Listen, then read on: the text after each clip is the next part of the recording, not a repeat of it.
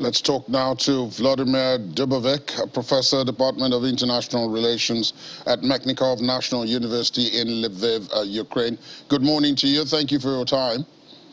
Hello, sir.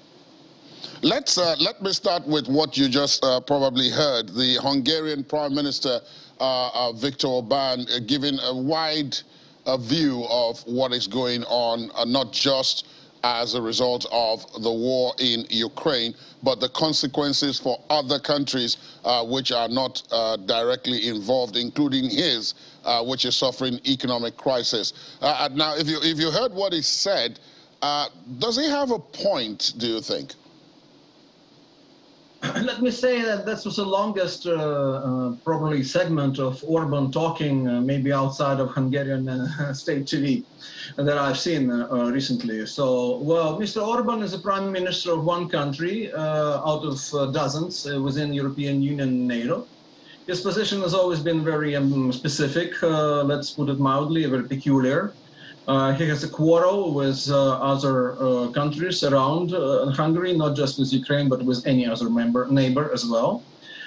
He recently made a very racist, outright racist statement about him being opposing to the mixing of racing in Hungary, about the pure race that he would prefer to see in Hungary. He likes a authoritarian model of leadership of Mr. Putin. He dislikes norms and values and principles of European Union, to which Hungary so far belongs, but he likes that conflict with European Union leadership and European Commission. So he is in his own league. He is not speaking in the name of bigger forces or any camp or any coalition among the Western countries.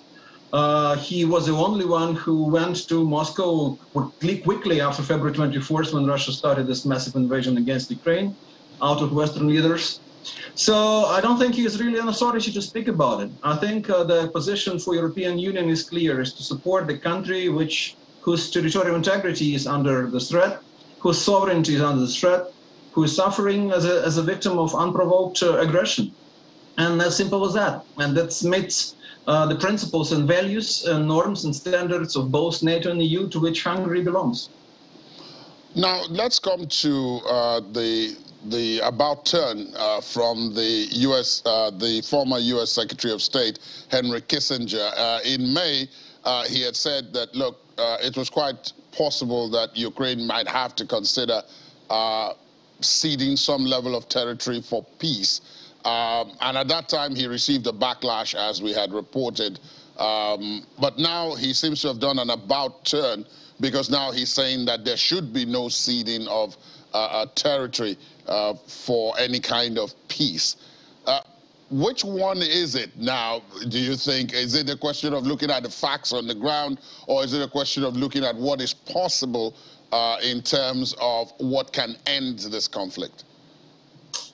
Yeah, well, I'm not going to say that Kissinger lost it. Well, probably not. He probably has a clear mind still at his age, but he has a very ambivalent track record in terms of his activities and ideas and concepts that he advocated over decades.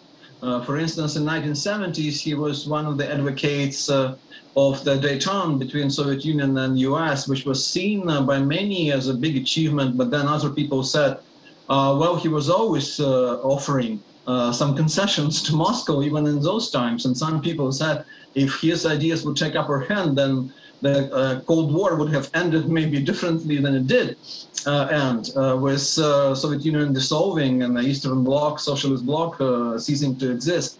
So he might have some ideas now, but what is explaining his previous line of thought is clearer to me, because he belongs to this political realism line of thought, which is means like Russia, big country, anyone next to Russia should be in Russia's sphere of influence, and others should not interfere. You know, to simplify, that's their line of thought. So when he said that Ukraine should cease activity, fighting and hostilities, and look for peace, and not try to return any Russian-occupied territories, that kind of fitted in that particular line of thought. What is driving him now? I have no idea, and we'll have to take a closer look at it. Let's come back to the conflict itself now. At the end of last week on Friday, there was quite a bit of optimism and hope when the agreement on grains export was signed by Russia, Ukraine, the United Nations, and Turkey, all with clearly identified roles. And everybody was hoping that those grain exports would resume, and many of the countries which had suffered as a result of not having access would have some relief. But almost just a day or under a day later, there were attacks on Odessa, which is the main port through which the grains were supposed to pass through. And that put the fate of the deal in the balance. Today is Monday. What do you think is going to now happen? Well, it's a great question, sir. I mean, I am from Odessa. I'm here in Western Ukraine now, being an internally displaced person since the war started because missiles are flying into my hometown. The Saturday morning missile strike actually occurred less than 1 kilometer from my apartment in Odessa. And in many buildings around my building, apartment building, the doors were shattered and windows were broken by the wave, the force of wave from missile strike. So it's very personal to me. I mean, when the grain deal was signed, I was very cautious about not cheering it, because I thought something like that might happen. I didn't think it's going to happen less than 24 hours since Russians signed this agreement. But it did happen. So what are going to mean? It's going to mean the grain deal is dead? Probably not. We'll see what happens in the coming days. Ukraine's position so far has been very sensible. We, of course, regret Russian strike, and we think it's a violation of the deal. But at the same time, we're not withdrawing from it. We're not trying to cancel it. We are still trying to live according to what we've signed in Istanbul, because our agreement, after all, is not with Russia directly, but with Turkey and United Nations. So Odessa port and the two other ports on two sides of Odessa are preparing for the grain to be put on the ships according to this agreement. But we'll see how it goes, what Russia does next. With that missile strike, that's interesting, because early reaction from Moscow was, it wasn't us. I don't know who did it. They said, you know, we didn't strike Odessa. And then later on, basically a few hours later, they said, oh yeah, we actually did, but we did strike some military facilities there. There's no proof of that whatsoever. And the grain silos, I mean, as an Odessan, I know it pretty well. I've seen the videos of the strike, basically some meters away from where the strike occurred. So it is a danger to the grain deal. We would survive it, we'll see in the coming days. Let me ask you finally, as we wrap up the conversation, about what you referenced in your answer to the last question, which is that you are internally displaced. A lot of attention has been focused on those who have left Ukraine, citizens of Ukraine who have moved to other countries for safety. But then within Ukraine itself, there are a lot of people who are having to move around for the same reason, even though they are not leaving the country. So attention is not really focused on them. You are in Lviv, but you're from Odessa, as you said. How many people do you think are affected within Ukraine by this? And how are the authorities coping with all this movement around of people away from their traditional habitats to other places to find safety? It's another great question, sir, and thank you for bringing attention to this, because indeed, you're right.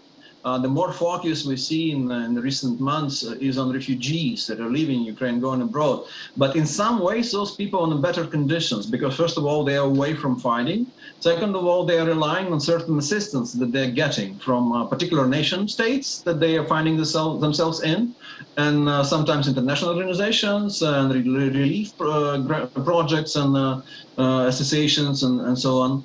But people here, internally displaced persons, are basically left to themselves. I mean, the government here did give some money to internally displaced persons, but not enough. I mean, the prices are heightened here in the Western Ukraine to rent apartments, you know, and people with families need to find kindergartens and schools. There's even worse situation with jobs, because what the jobs people left in the east and south Ukraine where fighting is happening is destroyed. So people are left without jobs, without stable incomes or earnings. which means they can hardly afford paying much of rent for many months or years to come. So it's a drastic situation. In terms of numbers, there is more IDPs than refugees. The refugees is probably around 4 to 5 million. The IDPs is something like 7 to 8 million. And taking together, that's 1/3 the population of Ukraine. And that's unprecedented. You're basically talking about close to 15 million people moving out of their homes in a very quick manner also, within like 2 to 3 weeks. That's unprecedented. That's very difficult for Ukraine to cope with. And that's why we really rely right now, not just on our economic system, but also on assistance coming from our friends outside of Ukraine. Thank you so very much, Vladimir Dubovik, professor at the Department of International Relations, Mechnikov National University, joining us from Lviv. Please continue to stay safe. We will continue to pray that this conflict ends very soon. Thank you very much for your time. After the break, volunteers in Ukraine organize rave cleanup events. Please join us again.